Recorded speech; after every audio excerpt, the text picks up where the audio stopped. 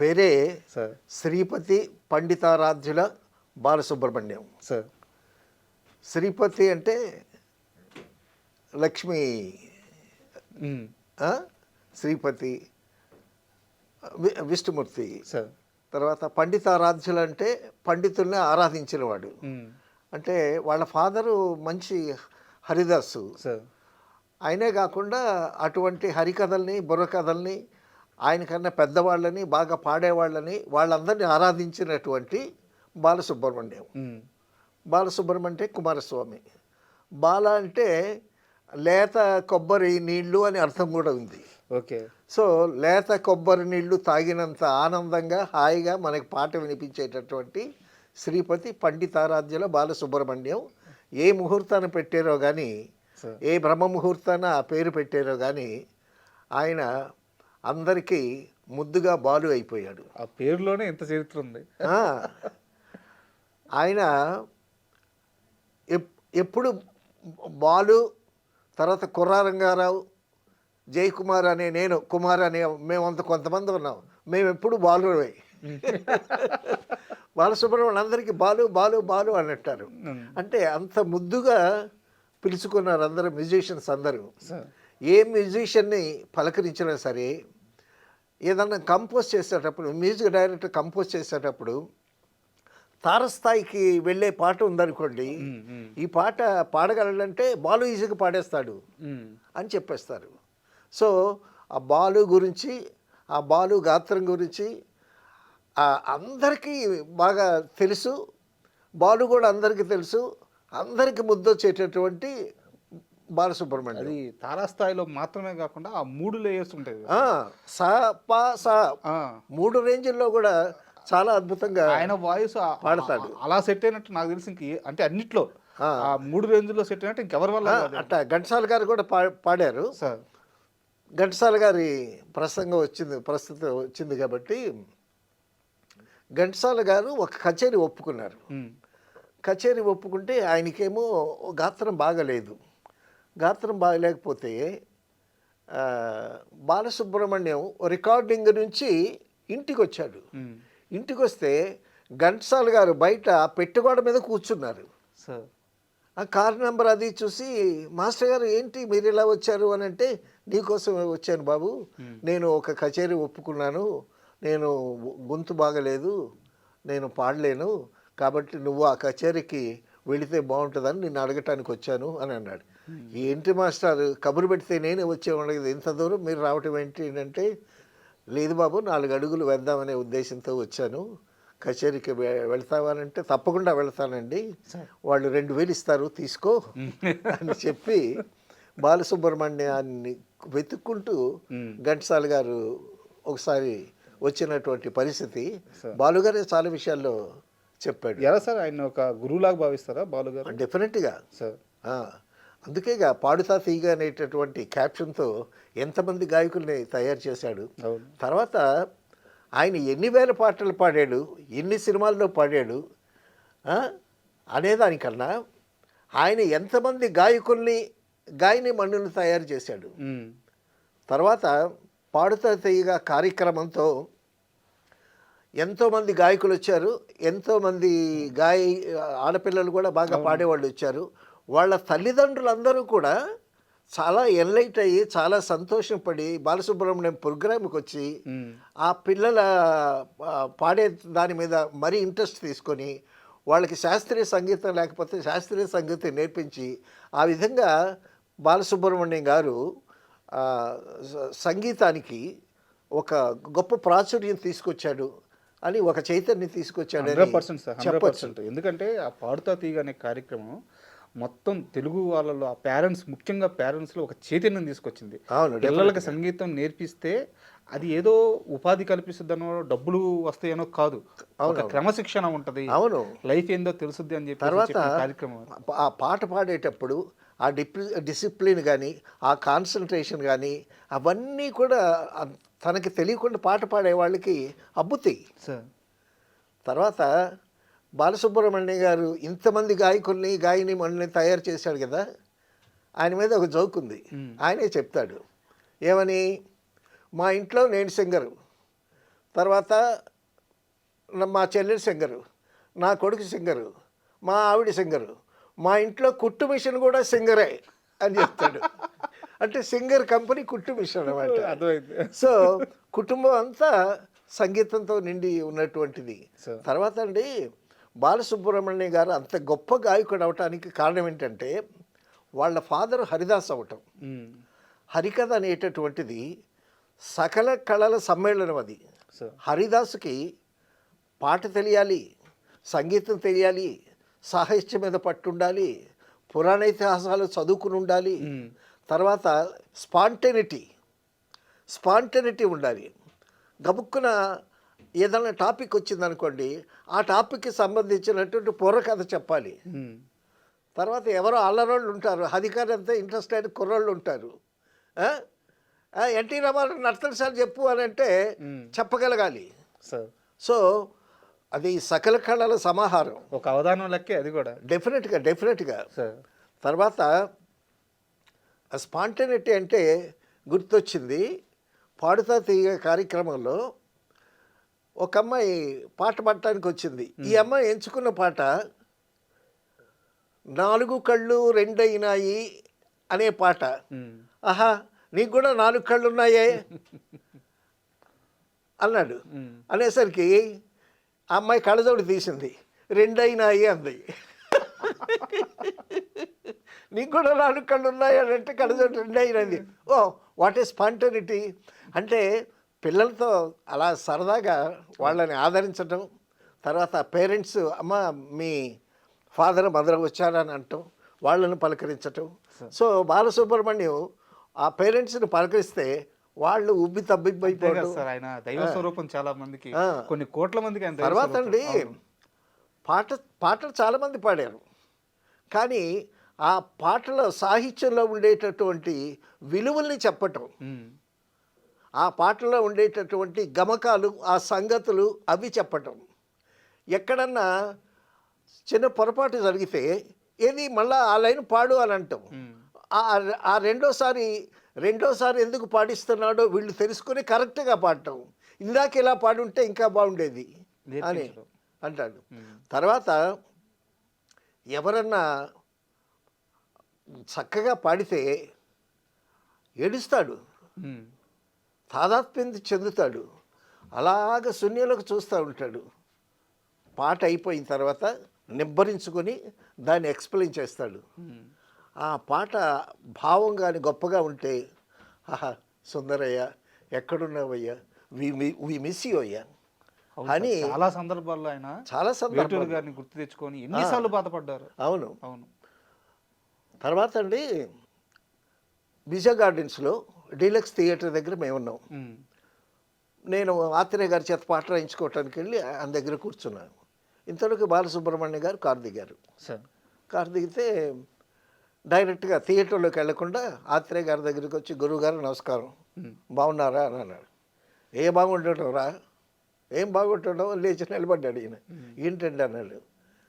నేను కవిని కాదా, నేను రాయట్లేదా, నా పాటలు నువ్వు ఇంతకుముందు పాడలేదా అని దులిపేశాడు ఆయన గట్టిగా సరదాగా.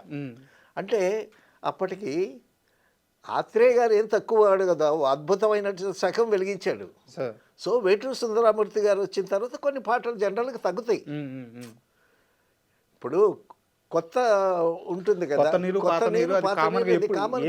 ఎప్పుడైనా ఉండేది అన్న తర్వాత బాలసుబ్రహ్మణ్యం గారు ప్రొడ్యూసర్ డైరెక్టర్తో చెప్పి పాట రాయించారు. అదే నేనొక ప్రేమ పిపాసిని, నీవొక ఆశ్రమ వాసివి, నా దాహం తీరనిది, నీ హృదయం కదలనిది. మామూలు పాట కాదు కదా. తలుపు మూసిన తలవాకిటనే పగలు రేయి నిలుచున్న, అలసి సొలసి వెనుదిరిగి వెళుతున్నా అని ఆ పాట రాశాడు. ఆ పాటలో ఆయన ఎక్స్పీరియన్స్ కూడా మిళితమయ్యింది. సో అంత ఎక్స్పీరియన్స్ మిళితమయ్యి చాలా అద్భుతంగా రాసినటువంటి పాట, హృదయాన్ని పిండేటువంటి పాట. అటువంటి పాట ఆత్రేయ గారు బాలసుబ్రహ్మణ్యం చాలా అద్భుతంగా పాడటం. అయితే ఇక్కడ ఒక చిన్న డౌట్ ఉంది గురుగారు. అంటే బాలసుబ్రహ్మణ్యం గారు రాక మునిపే తెలుగు సినిమా ప్రపంచం అప్పటికే ఘంటసాల అనే ఒక లెజెండరీ పర్సన్ వాయిస్ని ఓన్ చేసేసుకున్నాడు. అవునవును. ఆయన్ని కూడా ఒక దైవ స్వరూపంగా భావిస్తూ ఆయన్ని ఆయన పాటలతో ఆ ప్రపంచం మొత్తం ఒక ఊగు ఊగు ఒక ఊపు డెఫినెట్గా ఊగుతున్న సందర్భం ఉంది. డెఫినెట్గా. అయితే బాలసుబ్రహ్మణ్యం గారు వచ్చిన తరువాత అంటే మళ్ళీ ఆ స్థాయిని ఎలా మ్యాచ్ చేయగలిగారు? ఆయన కెరీర్‌ని మలుపు తిప్పిన సినిమాలేంటి? మలుపు తిప్పిన మనుషులెవరు? అంటే అండి, బాలసుబ్రహ్మణ్యం గారు కోదండపాణి గారి ఆదరణతో మొట్టమొదట పాట పాడాడు ఆయన. సార్. అది ఎవరితో? పిబి శ్రీనివాసు, హ్మ్. రఘురామయ్య గారు, బాలసుబ్రహ్మణ్యం. హ్మ్. అసలు బాలసుబ్రహ్మణ్యం గారి చేత ఇండివిజువల్ ఒక పాట పాడించడం అదొక ప్రక్రియ. హ్మ్. కానీ కాకలు తిన్నటువంటి రఘురామయ్య గారు, పిబి శ్రీనివాసు. పిబి శ్రీనివాసు తక్కువ పాటలు పాడాడా? సార్. వాళ్ళతో కలిసి పాట పాడటం అనేది చాలా మరి అది మొదటి పాట? మొదటి పాట. బా. రాబే కావ్య సుమబాల అని పద్మనాభ గారి సినిమా. హ్మ్. రాబే కావ్య సుమబాల జవరాల అని పాడతాడు. నేను ఆ పాట వచ్చినప్పుడల్లా ఆ, గ- 2 సార్లు పాడతాడు. ఘంటసాల బలరామయ్య గారు ఇద్దరికి పాడతాడు ఆయన. హ్మ్. తర్వాత పిబి శ్రీనివాసు, అందులో రామకృష్ణ, శోభన్ బాబు, కృష్ణ గారు, వీళ్ళంతా. సో వాళ్ళ పక్కన ఈయన ఎట్టా పాడాడు ఫస్ట్ సాంగు. హ్మ్. వాళ్ళ పక్కన నిలబడి పాడటం అనేటటువంటిది అప్పుడు చిన్న విషయం లైవ్ కాదు. రికార్డింగ్ కదా. వాళ్ళిద్దరు లెజెండరీ పర్సన్‌లు ఆ, పైగా. వాళ్ళ పక్కన ఇప్పుడు సుశీల్ ఉందనుకోండి, ఫస్ట్ సాంగ్ సుశీల్ పక్కన బాలసుబ్రహ్మణ్యం పాడమంటే డెఫినెట్గా ఫంక్ అవుతారు ఎవరైనా. హ్మ్. సో ఆ పాటలో కూడా మంచి గమకాలు, చక్కని గమకాలు వేసి పాడాడు. తర్వాత రెండో పాట కె విశ్వనాథ్ గారి ప్రైవేటు మాస్టర్లో పాడాడు. ఓకే. అక్కడే మొదలైంది వారి ప్రయాణం. అక్కడే ఆ! ఈ ఆ పాట ఏంటంటే, పాడుకో పాడుకో పాడుతూ చదువుకో, ఆదిలో మన విద్యలయబద్ధమే, వేదాలు 4 సంగీతమే, పాఠాలు పాటగా వల్లించితే, వినోదం వికాసం విరాజిల్లులే, పాడుకో అనే పాట. బా. ఇది రెండో పాట. సార్. ఈ రెండో పాటగా ప్రైవేట్ మాస్టర్ సినిమాలో ఉంది. హ్మ్. ఈ సినిమా విశ్వనాథ్ గారికి కూడా రెండో సినిమా. ఓకే.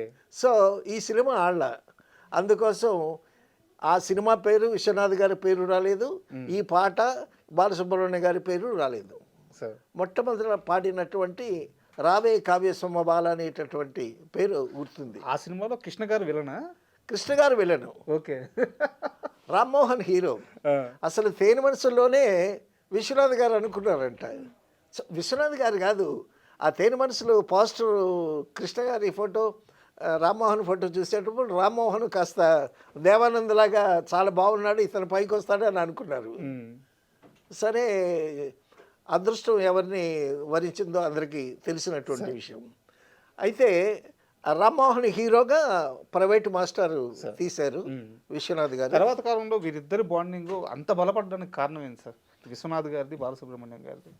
తర్వాత అండి, ఘంటసాల గారు బాగా సీనియర్. హ్మ్. తర్వాత అప్పటికే ఘంటసాల గారి పేరు మారుమోగిపోయింది. హ్మ్. ఎవరు? పిబి శ్రీనివాస్ వచ్చాడు, అవును.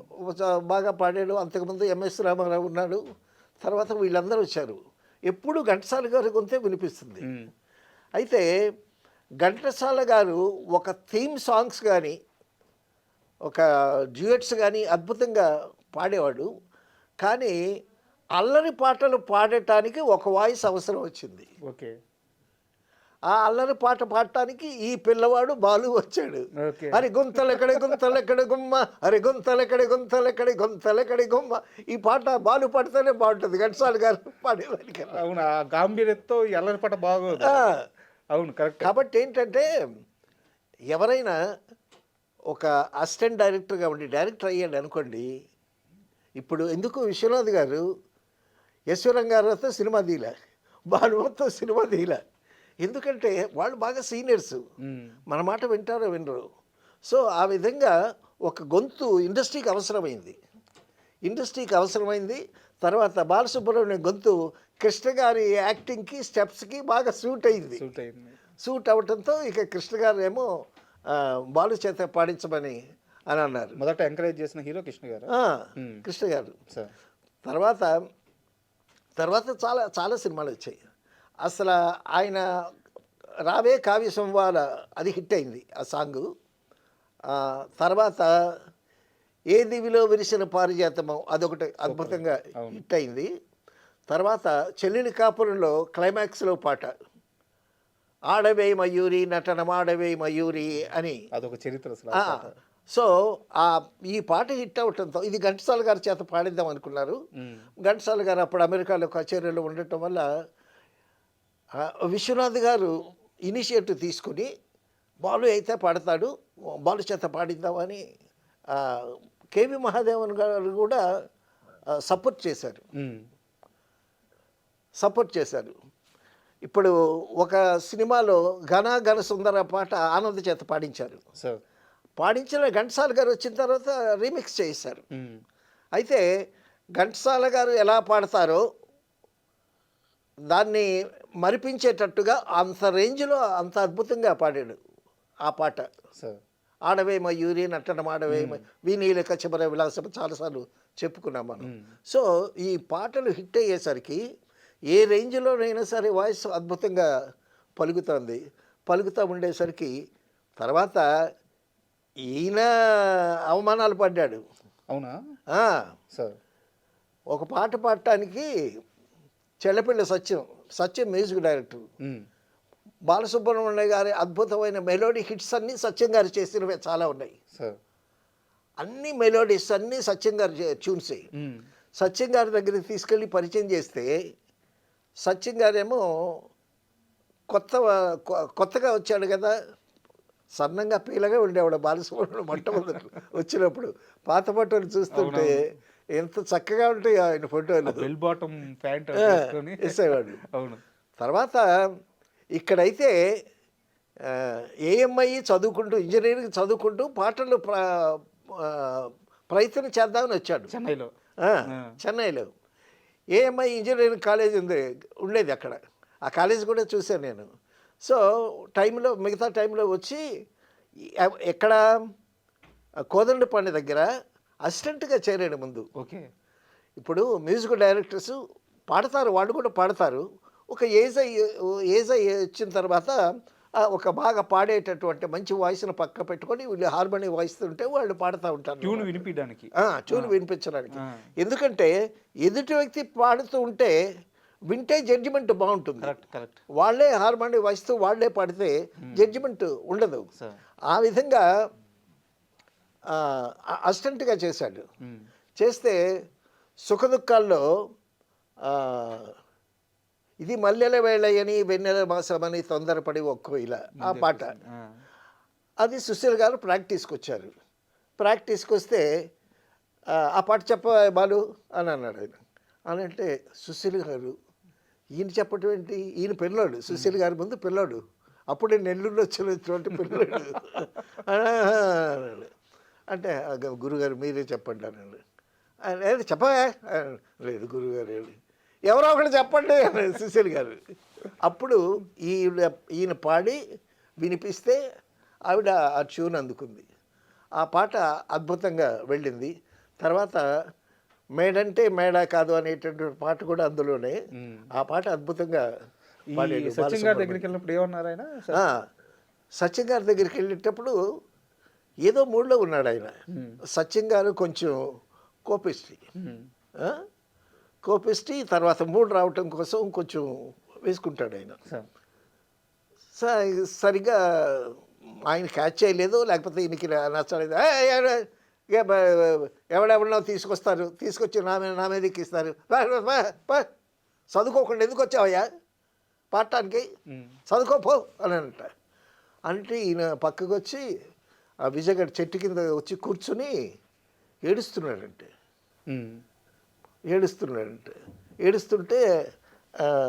ఎంఎస్ రెడ్డి గారు ఎవరో వచ్చారంటే. ఎంఎస్ రెడ్డి గారు వచ్చి ఎందుకే ఏడుస్తున్నావు అది ఇది అంటే నా గొంతు పాటలేదు, నేను వెళ్ళిపోతాను, నాకు అక్కర్లేదు మాట్లాడతాను అయ్యో అని అంటే చచ్చా ఇలా రాని తీసుకెళ్ళి ఎవరో చెప్పారు ఎంఎస్ రెడ్డి గారు సత్యం వింటరా అని లాగా ఒకటి కొట్టాడంట అవునా మ్యూజిక్ డైరెక్టర్ సత్యాన్ని. ఆ, ఎంఎస్ రెడ్డి గారు సార్ యా నువ్వు కొత్తగా వచ్చినప్పుడు నీకు లేదా వీడియో, ఏదో వచ్చాడు పాడతాడు ఎంకరేజ్ చేయాలి కానీ అట్లా తిడతావేంటి మనిషిని అది ఇదని సముదాయించి ఆ, ఆఖరికి అద్భుతమైనటువంటి మెలోడీ పాటలన్నీ బాలసుబ్రహ్మణ్యం గారి చేత పాడించారు. తర్వాత కాలంలో వారిద్దరు బాండింగ్ అలా కుదిరింది. అద్భుతమైనటువంటి బాండింగ్. ఆ, కొడుకు కొడుకు అని పిలిచేవాడంట బా, బాలసుబ్రహ్మణ్యం గారిని. సార్. తర్వాత ఏ దివిలో విరిసిన పారిజాతమో ఆయన ట్యూనే కదా, అద్భుతమైనటువంటి ట్యూను. సార్. ఆ పాట విన్న వాళ్ళందరూ కూడా చాలా నమ్మకం పెట్టుకుని మ్యూజిక్ డైరెక్టర్స్ అందరూ బాలసుబ్రహ్మణ్యం ఎంకరేజ్ చేయటం మొదలుపెట్టారు. ఉమ్, తర్వాత బాలసుబ్రహ్మణ్యం గారు రికార్డింగ్కి వచ్చేటప్పుడు సౌండ్ ఇంజనీర్ రూమ్కి రాగానే విష్ చేస్తాం కదా, వస్తూనే రెండు చేతులు నమస్కారం నమస్కారం నమస్కారం నమస్కారం అని చెప్పి సర్వన వాయిస్ రూమ్లోకి దూరిపోతాడు ఉమ్, అందరినీ విష్ చేసి. అదొక చాలా గొప్ప గుణం. తర్వాత అండి బాలసుబ్రహ్మణ్యం గారిలో ఉన్న విషయం ఏంటంటే నాకు తెలిసి కాంట్రవర్సీ జోలికి వెళ్ళడండి ఆయన. సార్. ఎప్పుడు కాంట్రవర్సీ జోలికి వెళ్ళడు. రామకృష్ణ వచ్చిన తర్వాత బాలసుబ్రహ్మణ్యం గారికి పాటలు తగ్గాయి. ఉమ్, తర్వాత జి ఆనంద్ వచ్చిన తర్వాత ఆ వాయిస్ విని జి ఆనంద్ టోన్లో గమ్మత్తైన మెటాలిక్ వాయిస్, గమ్మత్తైన జీర కూడా ఉంది ఆనంద్ టోన్లో.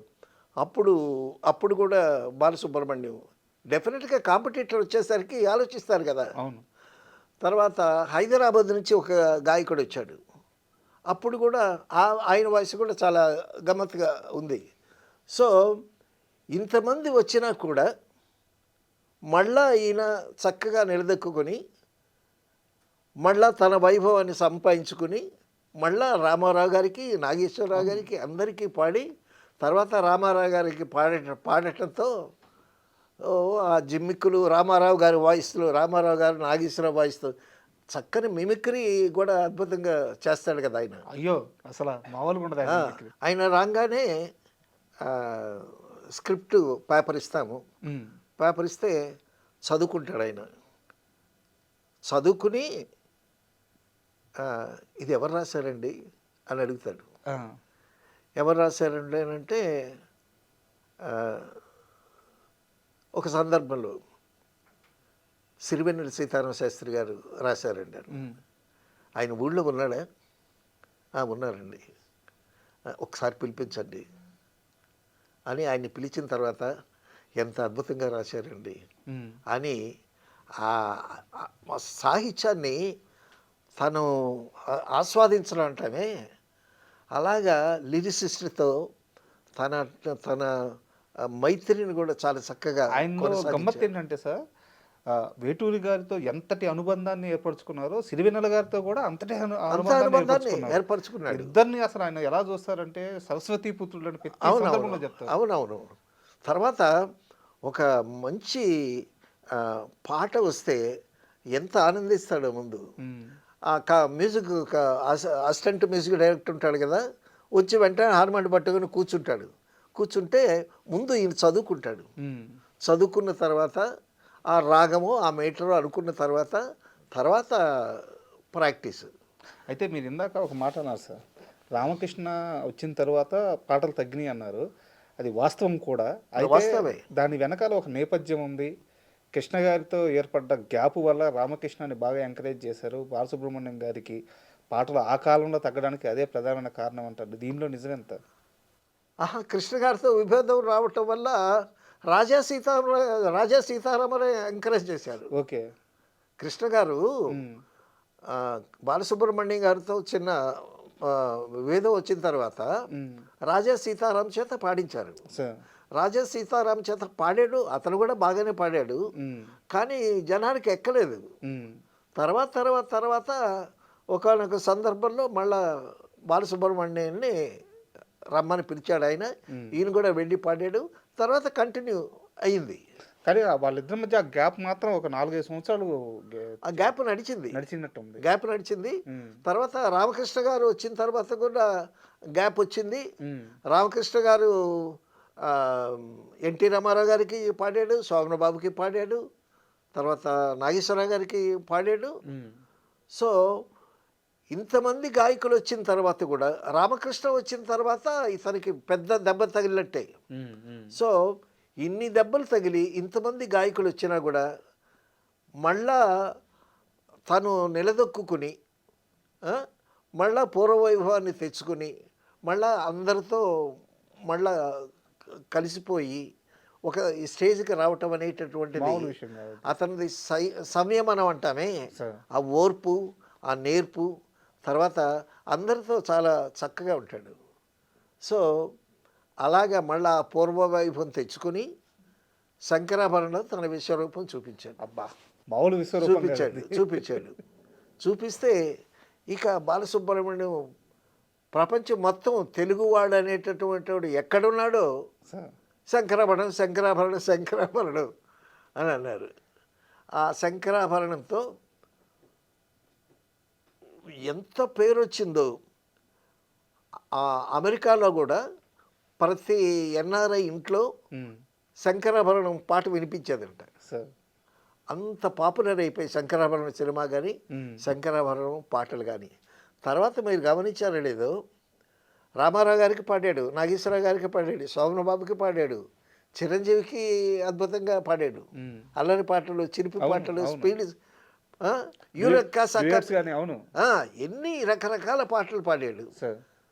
ఆ పాట పాడుతూ ఉండేటప్పుడు తను ఇచ్చేటటువంటి ఎక్స్ప్రెషన్స్ కూడా అద్భుతమైనటువంటి ఎక్స్ప్రెషన్స్ అండి. అది గొప్ప విషయం. పాట పాడతారు, బట్ ఆ పాటలో ఒక ఎక్స్ప్రెషన్ ఉంటుంది. ఆ ఎక్స్ప్రెషన్ మాత్రం అద్భుతంగా ఇస్తాడు. రామారావు గారితో పాడేటప్పుడే ఓలమ్మి తిమ్మిరెక్కింద ఆ విసురు, ఆ విరుపు, అవన్నీ నాగేశ్వరరావు గారు ఎలా మాట్లాడతారో అది పట్టుకుంటాడు. ప్రతి హీరోకి ఆ టచ్ ఇస్తాడు, టచ్ ఇస్తాడు ఆయన. అవును. సో ఆ విధంగా ఎవరి నటన ఎలా ఉంటుంది, ఎవరి డైలాగ్ ఎలా ఉంటుంది, ఎవరి యాక్షన్ ఎట్లా ఉంటుంది, ఆ యాక్షన్కి తగ్గట్టు తన పాటని ఆ పద్ధతిలో పాడి జనరంజకం చేశాడు. సో ఆ విధంగా ఎన్ని పాటలని బాలసుబ్రహ్మణ్యం గారి పాటలు ఎంతని చెప్పాలి, ఇంకా 40,000కు పైగా పాటలు. నంబర్ పక్కన పెట్టండి, ఎన్ని రకాల పాటలు. వేటూరి సుందరరామూర్తి గారు ఎన్ని రకాలైనటువంటి సాహిత్య ప్రక్రియలు చేశాడో అన్ని ప్రక్రియలు చేశాడు బాలసుబ్రహ్మణ్యం గారు. తర్వాత అండి చాలా గొప్ప కాంప్లిమెంట్ ఏంటంటే బాలమురళీకృష్ణ గారు బాలు గురించి చెప్పినటువంటి మాట, బాలు నాలాగా పాడగలడు, కానీ నేను బాలులాగా అన్ని రకాల పాటలు పాడలేను అన్నాడు ఆయన. చెప్పింది ఎవరు? బాలమురళీకృష్ణ గారి వ్యక్తి. అంతకన్నా కాంప్లిమెంట్ అది నిజం కూడా. ఇప్పుడు శంకరాభరణంలో కృతులు, కీర్తనలు, సంగీతం అంతా పాడాడు కదా. అలాగే యూరెక్క సక్క మెక్క అని పాడాడు. అలాగే విషాదమైనటువంటి పాటలు పాడాడు. సో తన తర్వాత కమల్ హాసన్కి ఎటువంటి అద్భుతమైనటువంటి పాటలు పాడాడు. కమల్ హాసన్కి ఆ ఆర్టిస్ట్ ఎవరు, ఆ సందర్భం ఏమిటి, దాన్ని తెలుసుకుని తన గొంతును ఆ విధంగా మలుచుకుంటాడు. తర్వాత శంకరాభరణం బాలసుబ్రహ్మణ్యం గారికి అల్టిమేట్. అయితే ఈయనకి ఘంటసాల గారు ఒక శకం, ఘంటసాల గారు పాడినన్నాడు, పాడారు. ఆయన ఆరోగ్యం బాగలేక ఆ తర్వాత ఆయన చాలా కొద్ది పాటలే పాడాడు. అది బాలసుబ్రహ్మణ్యం గారికి అవకాశం వచ్చింది. సో ఎవరికైనా కొంతవరకే కదా. సో బాలసుబ్రహ్మణ్యం గారి పాటలు తగ్గుతున్నాయి అనేటటువంటి పరిస్థితుల్లో ఆయన కూడా తన పద్ధతి మార్చుకున్నాడు. రామోజీరావు గారి పుణ్యమని ఒక మంచి వేదిక ఇచ్చారు, పాడుతా తీగ అనేటువంటి వేదిక ఇచ్చారు. ఆ వేదికని అత్యద్భుతంగా వాడుకున్నాడు ఆయన. అవును. ఆ పాత పాటల్ని, ఆ పాత పాటల సాహిత్య సౌరభాల్ని వాటన్నిటిని విశ్లేషించి ఎంతోమంది గాయకుల్ని తయారు చేసి అద్భుతమైనటువంటి ఒక చైతన్యం ఆ పాటలు పాడేటటువంటి పిల్లల తల్లిదండ్రులతో సహా ఈయన ఎంకరేజ్ చేసి ఆ విధంగా దాన్ని వాడుకున్నాడు. ఆయన ఆ పాట పాడే నిడివి కూడా చాలా తక్కువ ఉంటుందంట. రోజుకి 15-18 పాటలు కూడా పాడిన సందర్భాలు ఉన్నాయి ఒకరోజైతే సార్. 13 పాటలు పాడేంటంటే ఆ, అసలు ఏమీ తెలియదండి. థియేటర్కి వచ్చే వరకు ఏ పాట ఆ పాట ఏమిటో తెలియదు, ఏ సినిమా ఏ సినిమా ఏంటో తెలియదు, అంత బిజీ. అంత బిజీ. బా. తన ఫ్రెండ్ విఠల్ అని ఒక ఆయన ఉన్నాడు, ఉమ్, ఆయనే చూస్తాడు. వాళ్ళు 10 గంటలకి విజయ గార్డెన్స్కి, ఉమ్, తర్వాత మధ్యాహ్నం ఏమో ఏవిఎం స్టూడియోకి, ఉమ్, తర్వాత ఏమో భరణి స్టూడియోకి అని చెప్తాడు, టైమింగ్ చెప్తాడు. ఉమ్, సో ఆ టైమింగ్కి వెళ్ళి అప్పుడు కాగితం చూస్తాడు. ఉమ్, అందులో ఆ కథ సాహిత్యం ఏంటి, ఆ డైరెక్టర్ ఎవరు, ఆ హీరో ఎవరు, అక్కడక్కడే ట్యూన్ నేర్చుకుంటాడు. ఒక 2-3 సార్లు ప్రాక్టీస్ చేస్తాడండి. మ్యాక్సిమం అతను టైం తీసుకుంటే లిరిక్ చూడటం కానీ ట్యూన్ పట్టుకోవటం కానీ హాఫ్ అన్ బా. అవరే అంతే రెడీ అంటాడు. ఉమ్, సో ఇక్కడ పాడేస్తాడు. పాడేసిన తర్వాత ఈ కాగితం ఆడ పడేస్తాడు, మరొక చోటుకి వెళ్తాడు, మరొక కాగితం ఇస్తారు. అక్కడ అప్పటికప్పుడు ట్యూను తర్వాత బాలసుబ్రహ్మణ్య గారిలో ఉన్న గొప్ప ఇది ఏంటంటే దేవుడు ఇచ్చినటువంటి వరం చాలా గ్రాస్పింగ్ అండి, ఉమ్, చాలా గ్రాస్పింగ్. తర్వాత మ్యూజిక్ డైరెక్టర్ చెప్పిన దానికన్నా చక్కగా గమకాలు వేస్తాడు. ఉమ్, ఆయనకి సంగీతం పట్ల ఆ, ఆయన మ్యూజిక్ డైరెక్టర్ చేశారు కదా. చేశాడు. అవును ఆయన గమకాలు వేస్తాడు. సార్. సో దానికి మురిసిపోతుంటారు. ఉమ్, అంతే కదా, పాట ఇంకా బాగా వస్తుంది. ఇంకా ఇంకా బాగా వస్తూ ఉంటుంది. సార్, అయితే ఇంత ప్రయాణంలో ఒక్కటి మాత్రం, అది నేను విమర్శ కూడా అన్ను, ఆ, కానీ తనకి ఇస్తానన్న రెమ్యునరేషన్ విషయంలో మాత్రం ఆయన చాలా స్ట్రిక్ట్గా ఉంటాడంట. ఆ రెమ్యునరేషన్ తీసుకునే విషయంలో మాత్రం.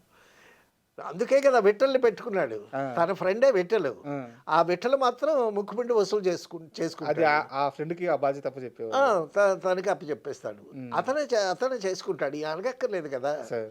ఇప్పుడు బాలసుబ్రహ్మణ్యం అంత అడిగితే అంత ఇస్తారు. ఎందుకంటే రేపొద్దున వాళ్ళే సినిమా తీయాలి. ఉమ్, ప్రతి హీరోకి బాలసుబ్రహ్మణ్యం కావాలి, అవును. ప్రతి డైరెక్టర్కి బాలసుబ్రహ్మణ్యం కావాలి, ప్రొడ్యూసర్కి బాలసుబ్రహ్మణ్యం కావాలి. సార్. ఆ విధంగా శ్రీపతి పండితారాధ్యుల